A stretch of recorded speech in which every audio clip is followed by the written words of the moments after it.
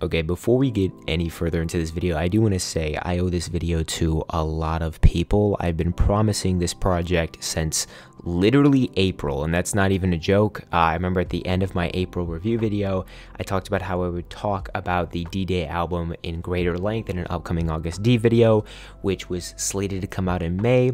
And obviously it never came out in May, didn't even come out in the summer. And there are reasons for that. I've been busy with school both in the summer and going into my fall semester. I've worked on some other projects that I wanted to. I took a month-long break from K-pop YouTube, so there's just been a lot of unfortunate things that have happened in the process of making this video. Recently, I lost Wi-Fi at my residence for like 4 days, so I couldn't like come on here to record and edit things and like schedule to upload them because I had no access to the internet. And of course, I use the internet to get footage for my videos. Basically, everything that could have gone wrong with making this video ended up going wrong in the process. I even switched the concept of this video multiple times. Originally, I wanted this video to be a really long, like, discography overview of Agust D's works. It was going to be in the upper range to an hour to 2 hours long. It was going to be a really huge video,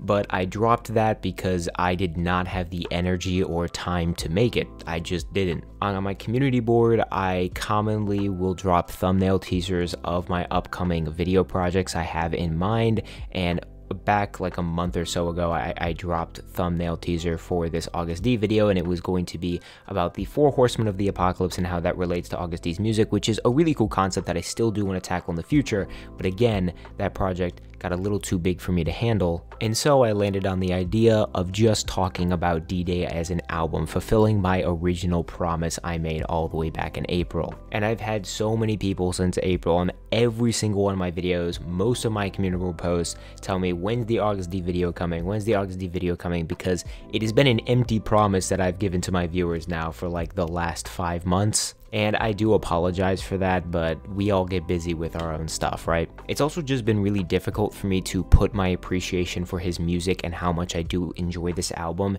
into substantial words that don't come off as overly cringy. I also went to see Agust D recently this past late spring, early summer.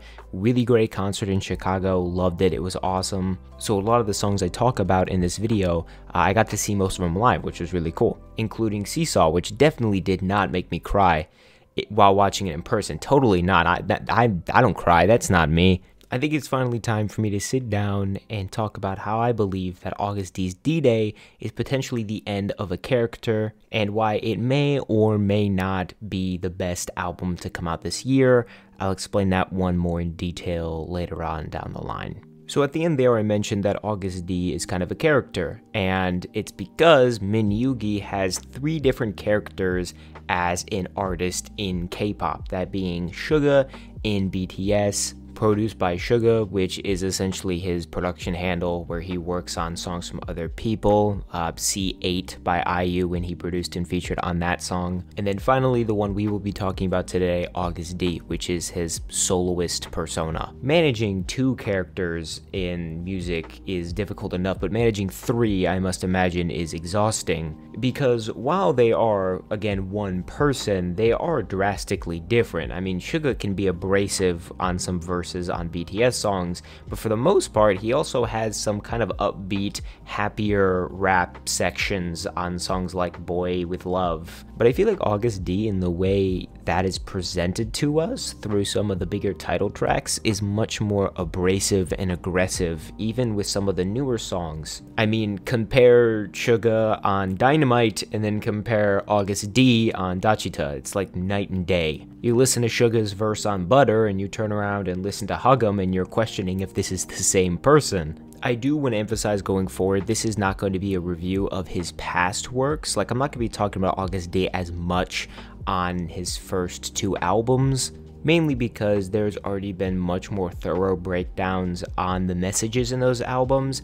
There is actually a like whole analysis done on a site called BTSG Theories that picks apart some of the lyrics in some of his previous works and talks about them, so I'll link that down below if you want to go check that out. But what you need to know before going into this album is that Agust D is a complex character to break down. D-Day released on April 21st, 2023 and contains 10 tracks. That being the title track D-Day, Haegeum, Ha featuring J-Hope, Amygdala, SDL, People Part 2 featuring IU, which was a pre-release drop, Polar Night, Interlude Dawn, Snooze feat. Ruchi Sakamoto and Woo-Sung from The Rose, and finally Life Goes On. This is the final album in the trilogy that Agust D is presenting, that started with Agust D, continued with D2, and now finishes with D-Day. In D-Day, we are witnessing Min Yoongi killing off his own persona, that being Agust D. D-Day is the end of Agust D.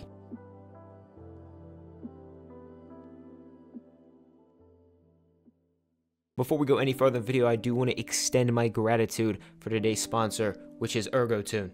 ErgoTune is a premier office chair company that specializes in creating comfortable, ergonomic office chairs. I've been using my ErgoTune now for about 2 to 3 months, and I have not had any issues with it. It has been great for my back because my posture is terrible. ErgoTune has 11 different adjustment points laid throughout the chair to help you feel as comfortable as possible.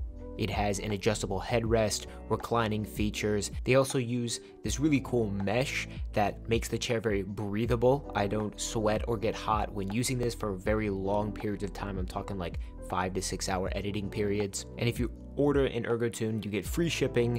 It has a 21-day risk-free return and a 12-year warranty. It's like over half my lifespan. Head to the pinned comment and the description down below. Use code TAEJU to get $30 off of an ErgoTune Supreme. Once again, thank you so much for ErgoTune for sponsoring today's video, and let's get right back to the content.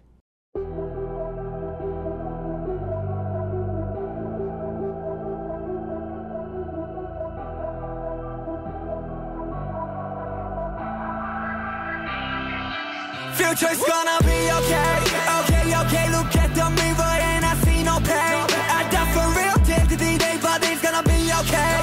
Time for some paycheck and I'm riding downtown. Switch, over, time ticking in. Future's gonna be okay, okay, look at the mirror and I see no pain.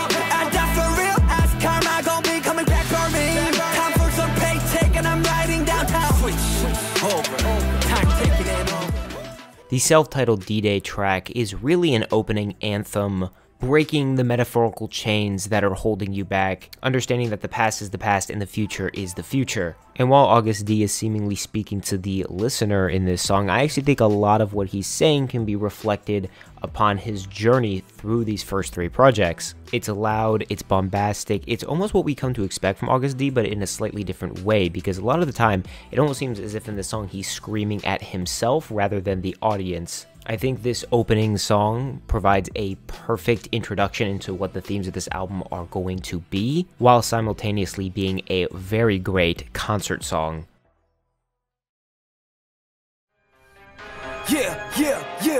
이 노래는 해금 올라가봐 지금 복작되는 리듬 어쩌면 이 또한 또 다른 해금 이 노래는 해금 올라가봐 지금 복작되는 리듬 어쩌면 이 또한 또 다른 해금. Haegeum is a song about liberation, a song about self-realization. While Haegeum might not be my favorite song musically from Agust D, it is my favorite song thematically. In the song, Agust D talks about being a slave to capitalism, a slave to money, a slave to hatred and prejudice, and YouTube. Many found this ironic or even hypocritical because the music video was uploaded onto YouTube and BTS has partaked in many practices that the message of this song is essentially demeaning. And because of this, a lot of people were really giving Agust D backlash for the hypocrisy of what he talks about.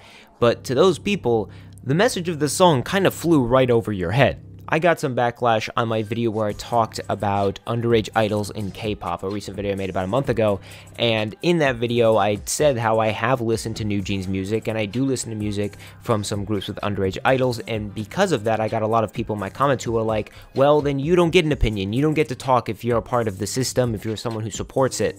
And that frame of mind never made sense to me, because you're essentially just stripping someone of their opinion because you don't agree with it. Agust D in this song even brings up the fact that he is also part of the problem. The lyrics saying, really, what is it exactly that's been restricting us? Maybe we do it to ourselves. I've been within the system of capitalism now for 21 years of my life, and while I'm a part of it every single day, when I pump up my gas at the gas station, when I go out to buy groceries, I can still criticize the system that I'm a part of. The message of this song is accepting that you can be a part of the problem, but also speaking out against it. A lot of people in the comments of that video that I made when I was talking about idols being too young called me a hypocrite for self-satisfactory purposes. They were doing it to try to get a one-up on me or to try to throw it at me like an insult. But it wasn't an insult to me because I'm self-aware that I was being somewhat hypocritical in that video. That doesn't necessarily not make me a hypocrite, but at least I understand that I'm someone who can be part of the problem. That doesn't mean that we can't speak out about those problems. Later in the verse, Agust D says,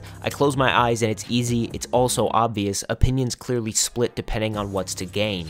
Which is painfully true when it comes to how the K-pop community acts online. People get into arguments over the industry because they want to gain something. When people argue online who has the better comeback, who has the better stage presence, who is the better group, they're arguing because they want the self-satisfaction of being a fan of the group that is better, being a fan of the group that has sold more albums, or the one that's the most successful. Because in their eyes, if their favorite group is successful, they are also successful. Agust D further says, everyone's been blinded by envy and jealousy without realizing that they're putting shackles on each other. This is something I briefly mentioned in my letter video when I came back after my month break. The K-pop community is what really holds K-pop back from being bigger than it is. It is a double-edged sword in the fact that it is responsible for a lot of K-pop groups being as big as they are, right? A lot of people buy Stray Kids and BTS and Blackpink albums. Is the reason why they, top the charts and stuff. But the way the community acts online is also a big reason as to why K-pop is not bigger, because people don't want to indulge in an industry and a genre full of fans that are ridiculously toxic online. When you're online talking smack about other groups and other idols and showing hatred, that's not growing the industry or the community, that's only hurting it. All you're doing is just dragging the representation of what K-pop is internationally down by your toxic actions online. Haegeum is a song about liberation from ignorance, realizing that we are all part of the problem and we are the only ones that can fix it. Quote, freedom of expression could be reason for somebody's death. Could you still consider that freedom? What the shit do you know about me? What the shit do you know about me? What the shit do you know about me? Fuck that shit you think you know about me. Oh me. Every shit if you wanna be like. So the track Huh featuring J-Hope, it takes heavy inspiration from Chicago's drill rap scene, and I think it's actually executed decently well here. I'm not a huge fan of the drill scene in hip-hop, it's just never been my cup of tea in that wider genre, but I think the feature from J-Hope here musically is great because I think he balances out Agust D's very aggressive tone on this track very well with a more laid-back tone. J-Hope has an immense amount of rapping versatility. He's one of, in my opinion, the most talented rappers in the K-pop industry. I remember being quite shocked the first time I heard this song because J-Hope sounds so much different than compared to some of his solo releases, which is again why I love him. He's just a very versatile rapper. I know, yeah, I know, cause me 나 물고기처럼 걸려봤겠지 상대 갈증으로 인한 욕망이란 그물들 yeah, 보편적인 심리적 도피나라고 헤엄쳐나갈 수는 없는 법 yeah. 내 할 일을 해도 내가 길을 가도 화제가 되기에 화제를 되기에 내 플랜은 GQ On the street keep there 내 스텝은 깊게 손 내보기도 쉽게 이제 모여기도 시스템 과열이 된 기계 With that being said, this is my least favorite track on the album. Just doesn't do a whole lot for me. I really love how Agust D presents the theme of being yourself on this track by essentially yelling at you to do so. He proclaims how, you know, his success is your wannabe life. Right? Like, you want that. But later he says that you should live your own life instead, and that the internet is essentially ruining things. He also seems to be talking directly towards his detractors. Quote, "Many articles and gossip, the villain in the information age. If reality is a gutter, get out of it. I pray that even you'll do well." I think complexity-wise, this is one of the more simple and straightforward tracks here, and there isn't too much for me to break down other than it's a pretty decent drill rap song with a pretty good J-Hope verse. It's also great in concert as well. This is definitely one of those loud songs in concert that is fun to hear live.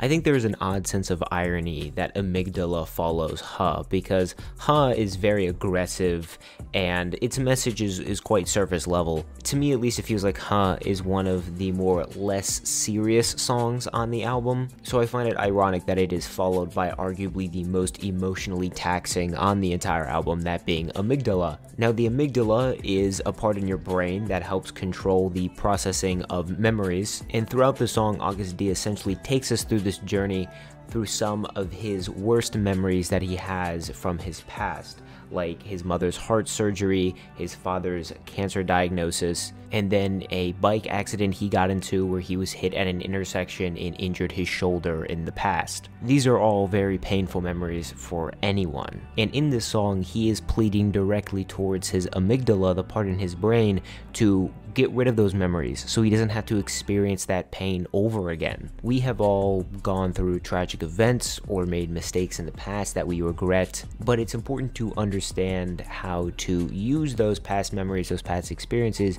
to make you a better person going forward in the future. We can't just turn our brains off and tell it to stop doing something it naturally does. We can't sit here and say, "Hey brain, can you stop making me rethink these terrible memories I have?"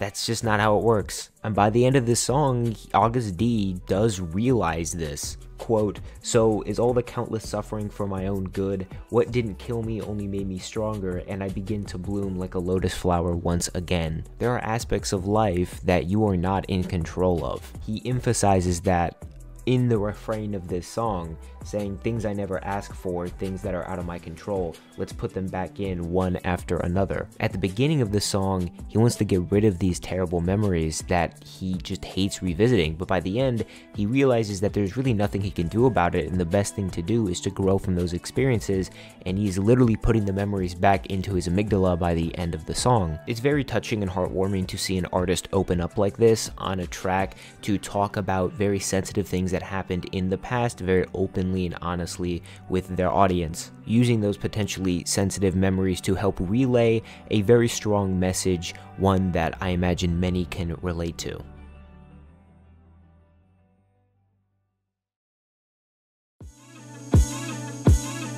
Yeah, somebody does love, but I'm thinking about somebody does love. SDL, when I first listened to it, I thought was more of a traditional love song by Min Yoongi, and I didn't actually expect a song like this on the album. That's also, again, like I said earlier, why this album is so great, is because there's so many different flavors and genres on here. SDL is a song that I really never thought I would hear from him, but when we dig into the lyricism of this song, there are deep messages of the glorification of love and memories. The lyrics, "What is easily forgotten and lived is called love. Is it you that you miss, or is it that time on the other side of the glorified memory?" Quote, "Memories are bound to be glorified as if it's already faded. We used to sing forever like a dream. Is it you that I miss, or is it the time when regrets and regrets remain?" I think love is kind of different to everyone and can't really just be explained in some like essay, you know what I mean? Like, you fall in love with different people for different reasons, and I think the glorification of love is a really interesting story to tell, You know, do you love that person now, or do you love the thought of that person in your head? And in some small way, I do think that the message of this song can actually relate to the fan-idol relationship in the greater K-pop community. Do you really love that idol for who they actually are, or do you love that idol for how they present themselves on camera, how you think they act in your head? Do you actually miss that person, or do you miss the fabricated memories you had with them? The thing about memories with humans is that they're very fickle and malleable. You can really change a memory over time without even realizing it. Your brain tries to piece things together over time because it can't grasp the bigger picture that you once had. So let me ask you, are you in love with that person, or are you in love with the memory of that person?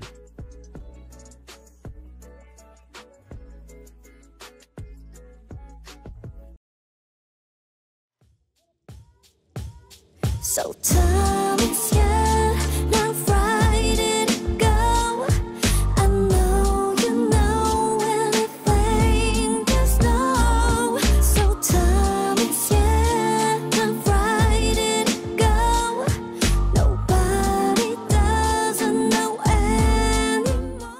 August D continues with the framing of love on People Part 2, a spiritual sequel to the original People, and IU and Minyoongi's second collaboration together, their first being on IU's 8, where Suga featured and produced that song. I was very ecstatic to see them working together again because I think they make a great duo when making music. I love both this song and 8. Their musical chemistry together is immaculate. There's a wide spectrum of themes and emotions that he touches on in this song. He opens up by saying, this thing called love, maybe it's just a momentary list of emotions, it's conditional, what is it that I love? But then during the pre-chorus, he says, so far away, you're gone, getting far away, too far away, you're gone, I know I have to know, which almost to me feels like a callback to Amygdala, where August D is essentially trying to forcibly remove these memories from his amygdala, but then eventually wants to put them back into his brain. It almost feels as if here August D is reaching out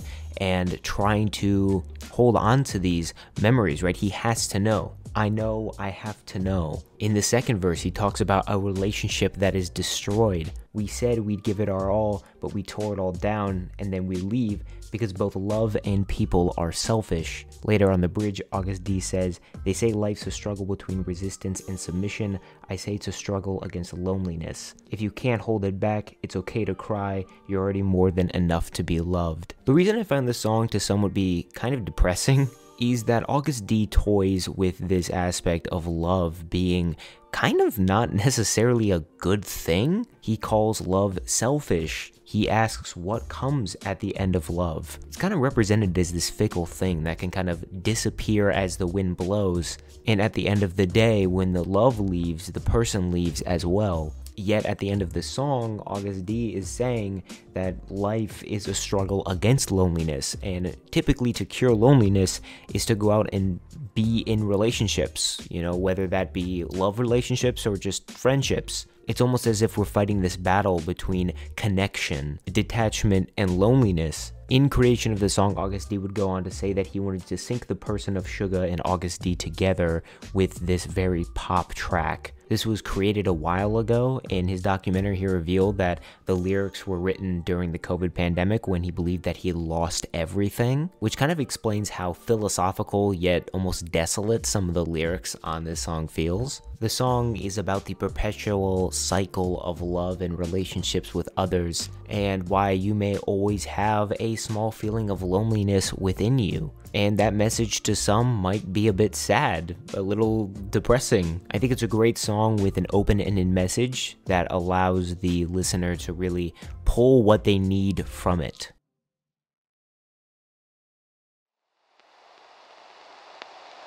수많은 진실들과 수많은 거짓들 사이 우리는 제대로 세상을 바라보는가 진실을 거짓의 차이 선동과 본질의 사이 내 이득은 무엇일까 개 같은 세상에 개처럼 살 순 없기에 눈을 뜬 채로 현실을 봐 정의의 반대는 또 다른 정의 알잖아 세상엔 없거든 선이 팩트는 관심 없고 내 편이 아니면 죽여버리는 게 지금의 정의 I think Polar Night is Agust D's way of tackling kind of just bigger issues surrounding the politics of our world. Between so many truths and so many lies are we seeing this world right? Calling the world dirty, but also asking if himself and you as the listener are clean. Have you ever lied or said something offensive, been a hypocrite in the past? Quote, after a series of plays, left and right, black and white, the audience sees blood as they bite each other, a war without guns and omnipotent ills.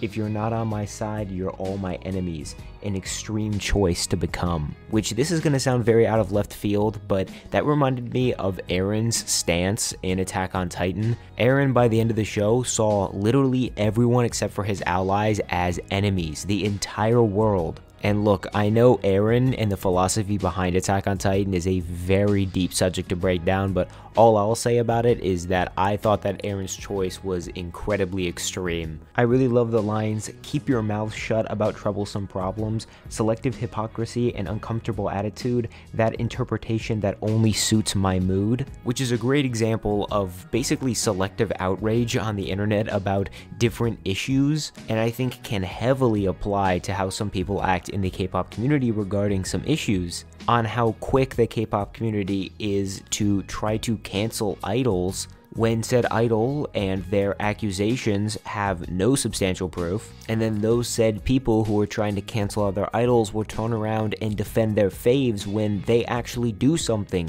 bad. The K-pop community is full of hypocrites, like everywhere. That includes myself. I've talked about how I've been a hypocrite in the past on this channel on multiple occasions. That is not something that is new. The line, that interpretation that only suits my mood, only seeing the perspective that fits your argument. I think this is a good social commentary on how modern day social media has impacted the way people view life in general. Quote, the cheap justice you've been calling for, it's not for those who bleed. Please face this uncomfortable line. What's the point of us fighting and hitting each other? Look at the end of the spear. This message is not only relevant, but literally applicable to what we've seen in K-pop over the last year. I feel like I bring up the Garam situation in like every single video, and I apologize for that. It's just so applicable for so many different things. Garam was essentially expelled from LE SSERAFIM over accusations that were proven later to be untrue,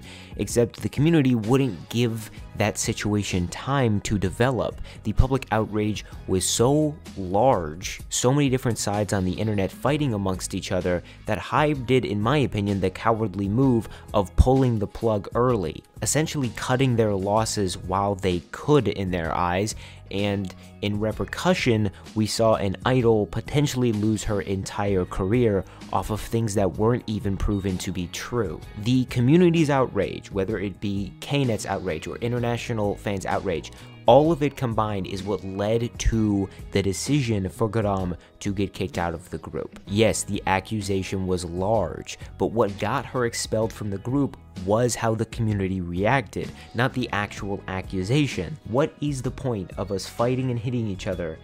Why aren't we looking at the end of the spear?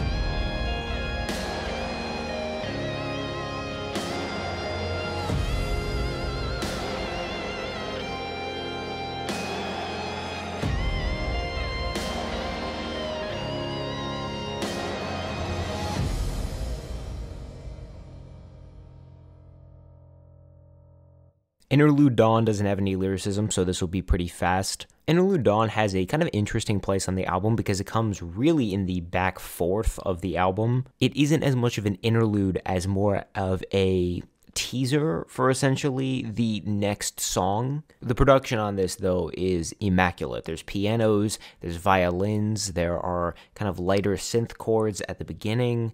In the back fourth, it ascends into this climactic electric guitar riff that sounds like it was stripped straight out of a fight scene in Dragon Ball Z. It feels like the hero has been kicked to the ground and they're looking on in horror as the villain looks like they're about to win. And this interlude gives me a great idea. Min Yoongi, please work with Dreamcatcher. Go and help produce some of their music. That would be awesome. I would love to see that. Do it, please. I'm begging you. 많이 힘들 수도 있어 내가 걸어왔던 이 길이 꽃길 같아 보였겠지만 사방이 저기 가시밭길이었단 걸 알고 시작하길 꽃을 뿌려주는 일을 절대 너는 잊지 말기.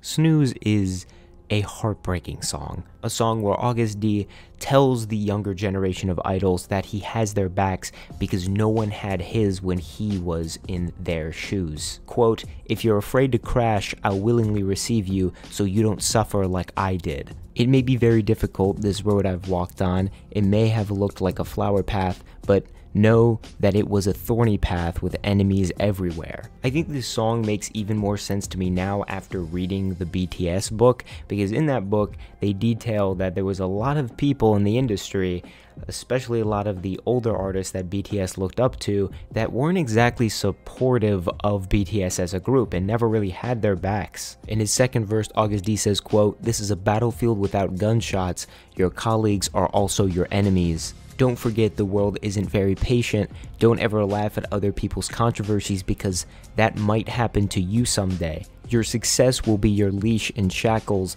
The feeling of walking on a tightrope will suffocate you." In a previous video, I went over one of my favorite K-pop songs of all time, which is Interlude Shadow by Suga on one of BTS's albums. And in that song, he kind of talks about his experience with success and how it's not kind of all, daisies and rainbows like everyone kind of paints it to be. When you've reached your goal, what is there to do after that? And I think Snooze itself acts as a song that is encouraging young idols, but also simultaneously warning them of how dangerous the industry can be. Whether you dislike BTS or not, you have to admit that they are role models, not only for the people who listen to their music, but for a lot of other idols, especially a lot of idols right now in the industry. There are plenty of idols that are debuting like every day that are huge BTS fans growing up. And Agust D is reaffirming them on this song that he will be there for them because he never had that kind of treatment when he was a young idol. I think the production on the song is fantastic. The delivery is even better. I love the addition of Woo-sung from The Rose. He's a great vocalist to have on this. And Ryuichi Sakamoto also being on this is very emotional because he was a big idol of Min Yoongi's. We saw him meet Ryuichi Sakamoto before he unfortunately passed away before this album even released. I remember during the concert I went to, he had a memorial for Ryuichi Sakamoto, which definitely got some tears out of me. And watching him perform this song during his final concert on his tour was very sad because I believe there were some younger idols in attendance for that. I knew there were just idols in general in attendance, but some of those were probably younger idols who really look up to him. Snooze serves as a metaphorical passing of the torch to the younger generation.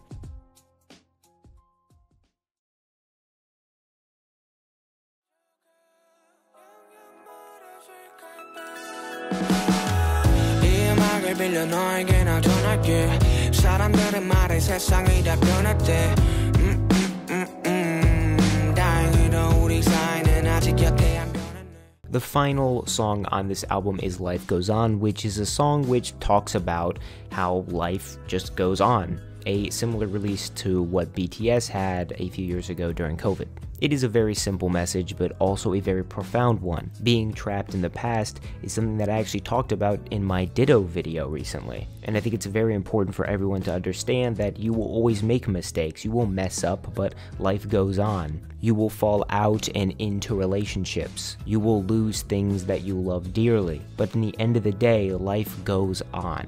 And I think it can serve as a greater scope of the entire trilogy series from Agust D. If life didn't go on, we wouldn't see this change in Agust D as a character throughout this trilogy. He would just be the same person that we saw on that 2016 debut. People are malleable. Our experiences are malleable. They change over time. And that shouldn't be seen as a bad thing.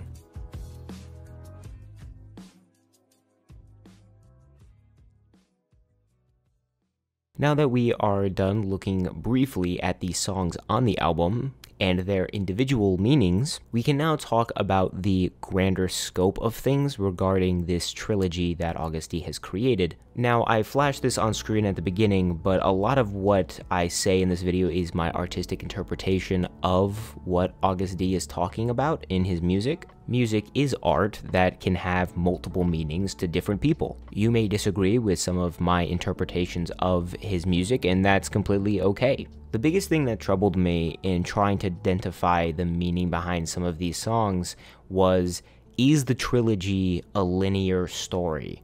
In Agust D's self-titled debut, we see an Agust D that has blonde hair, and he's very harsh and aggressive, and it's essentially just a whole song talking shit to his haters, which, in my opinion, it is the best shit-talking song in K-pop. I think specifically, he's talking smack to the rappers that doubted his change from a rapper to an idol. I know both RM and Suga caught a lot of flack when they went from being in the underground rap scene, essentially, to becoming an idol. And I think a lot of what is said in his self-titled debut is directed towards those people. And the best part about the song Agust D is that basically everything comes true. He's talking about how he's gonna reach Billboard, and BTS has dominated Billboard. Like, Agust D was talking massive amounts of shit and then backed it up. That is crazy. In Dachita, we see a different version of Agust D, one with shorter black hair, take on this kingly Agust D, one with blonde hair. And I think the most immediate conclusion we can come to when seeing this is that this newer Agust D is killing off the older version of Agust D we saw in his debut. The most prevalent theme that sits atop all of the other themes going on in this trilogy is the theme of growth and maturing as a person, right? That younger Agust D from back in 2016 is a lot different than the older, more mature Agust D from 2020 with D2. His ambitions, his goals have changed, mainly because he achieved a lot of his ambitions and goals. And we even see him discuss this on a BTS track being Interlude Shadow, which I talked about in a separate video of mine. And I do believe that is what the message of this video is, but I also drew another conclusion from it. I also believe this is a representation of Agust D showing how he essentially overthrew some of the larger giants in the K-pop industry. I do think sometimes the average K-pop fan really fails to understand the impact BTS has had purely from a financial standpoint on their company. Like, they took a big hit, removed them from essentially the gutter, and turned them into a multi-trillion Korean won company.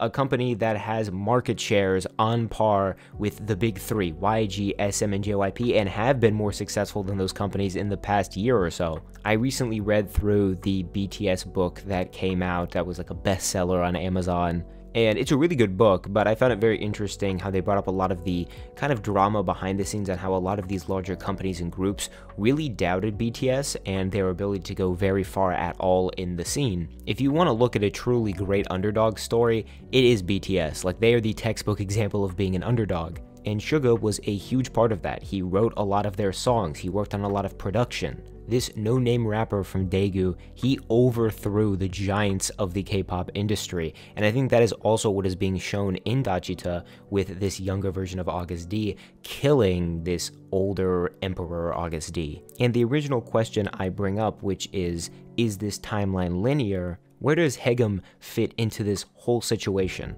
Because Haegeum is essentially the same music video. We see a younger Agust D facing off against this older boss mafia-esque Agust D wearing a suit, and at the end he kills him just like what we saw in Dachita. They are very similar videos, so if this is a linear story, what is going on here? Well, I think the themes can be similar to what we saw in Dachita. I think that this newer Agust D could be killing off this older Agust D that we saw from 2020, the Agust D that went through a lot of issues once he reached the top and kind of understanding how to deal with that success. Maybe this Agust D in a suit is the Agust D that we see in Dachita overthrow this ruler. This video representing yet another step in growth in Min Yoongi's life. I think the boss version of Agust D in this video can also represent just bigger corporations. Things like capitalism, right? Things that are commonly seen as having chains on society. things that hold us as individuals back,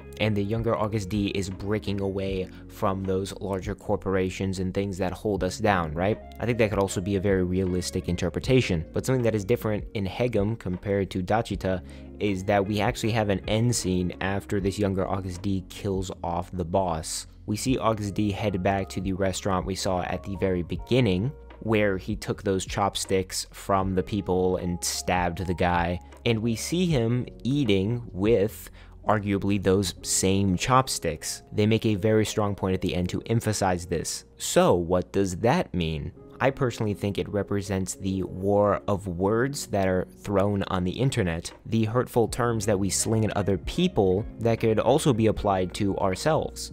Calling someone a hypocrite when you are also a hypocrite. How could Agust D use those chopsticks at the beginning as a weapon to kill someone and then eats with them at the end? Physically, that's obviously just disgusting, but I think that that disgust is represented metaphorically through the fact that Agust D is using the tool to consume something that he also used to tear someone else down. There's a strong message of responsibility and realization in Agust D's Haegeum, and I think that the chopsticks represent that the best. How can you say that someone is a part of a problem, but you are also a part of the problem behind the scenes, flaunting this fake persona online? It is a real problem in the K-pop community. People will literally just fabricate themselves online, will argue for things that they don't even care about, just so it makes their image look better online. I think maybe this message could also be applied to a younger version of Agust D himself.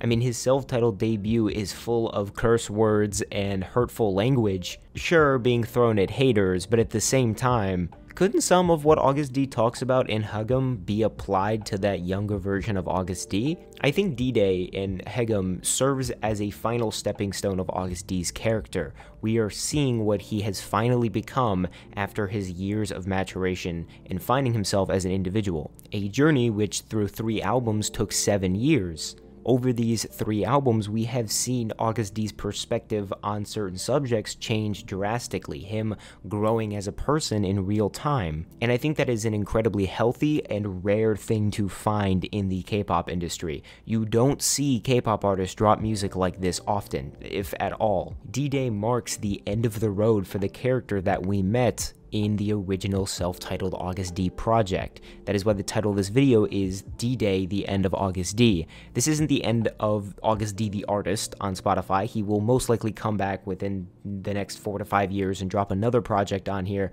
with the same mantle. I do think Min Yoongi will create music under the Agust D mantra very far in the future. He just announced he's going into the military.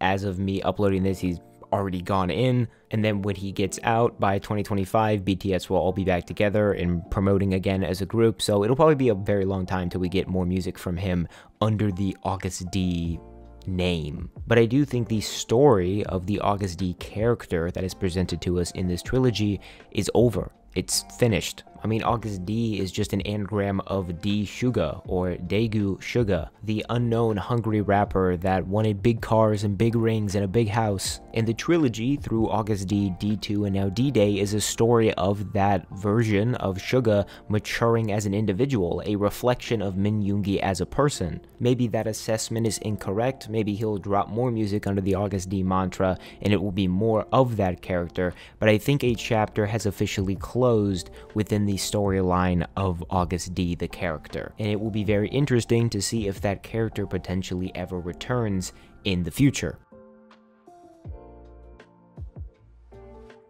To conclude the video, I want to talk about how much Agust D's music means to me, simply because of the quality that Min Yoongi puts into it. D-Day by the end of the year could very well be my favorite album of the entire year. The reason I say maybe is because there's a few other albums, such as Ive's Ive, that I really liked as well. But when it comes to a storytelling perspective, out of all the albums that I've listened to personally, this is the best one by far. In an age of K-pop where we get releases every other day and K-pop groups come back every 5 to 6 months, and a lot of the music is starting to feel very rushed, Agust D takes 2 to 3 to 4 years in between his projects to sit down and deliver us a quality product with a genuinely intriguing story throughout. In this video, I only briefly discussed some of the stories in this D-Day album, this self-contained album, and the grander scheme of things when it comes to the trilogy as a whole, but I didn't even touch on D2 and its individual stories, like the story he tells on Dear My Friend, which is just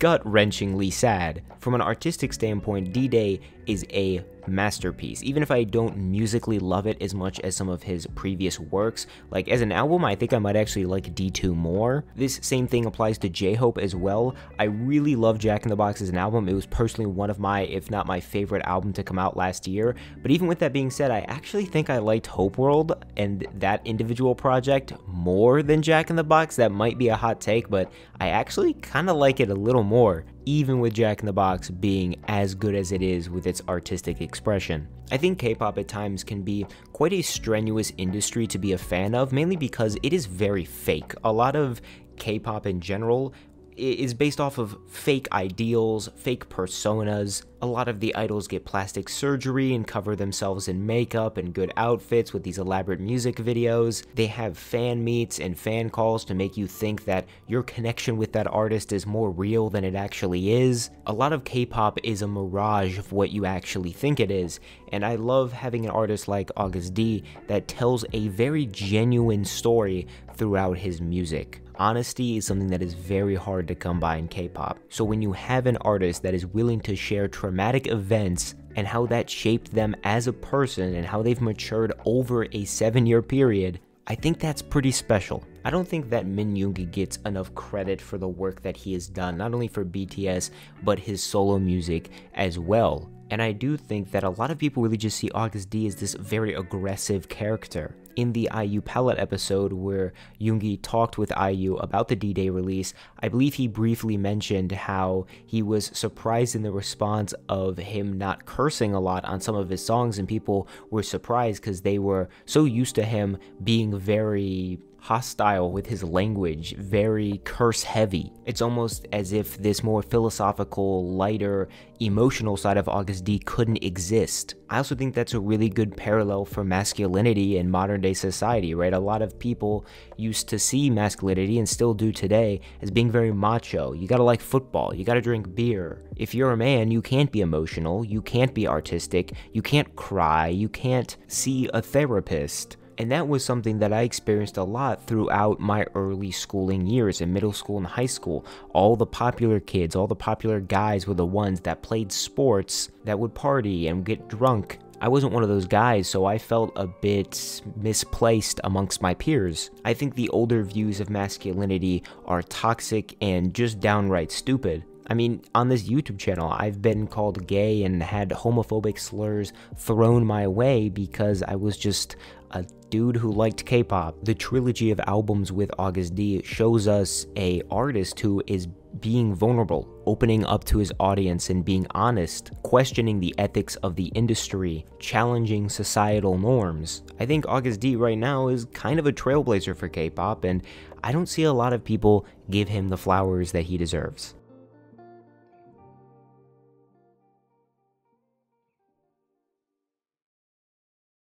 So I just want to take a little bit of time at the end of the video to express my apologies for this being so late. Again, I mentioned this a little bit earlier in the video, but this video was supposed to come out like 5 months ago. Like, I've had this Agust D video cooking up in the oven for like forever, and I've changed concepts for it, I've gotten rid of entire scripts for it, I have teased it on multiple occasions, which I've never followed up on. So some people who have been fans of my channel now for, 6-7 months going back during that time, probably are rightfully annoyed with me at taking so long to get this out.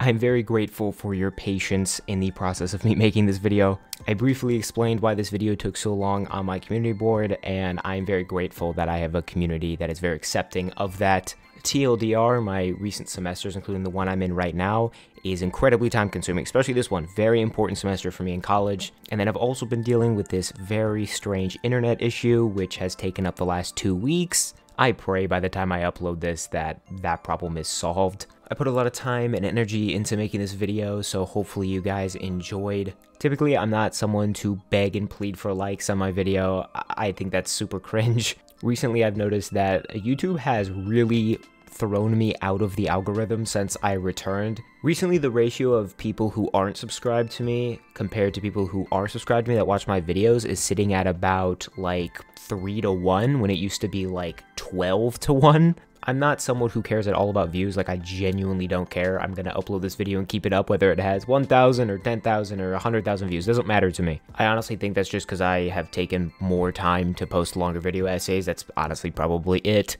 Leaving a like would be very much appreciated. It helps me out in the algorithm. And I always want my videos to spread to new viewers so they could potentially discover a new artist or some new music that they didn't know before. So yeah, I'm not going to take up any more of your time because this video is like 50 minutes long at this point. When I began editing, I thought it was going to be like 20 minutes and it ended up being like almost an hour. So I'm not going to take up any more of your time. Hopefully you guys have a good day. I'll see you in a video coming up very shortly. I'm uploading an unscripted video only a few days after this one, so stay tuned for that. But see you guys then.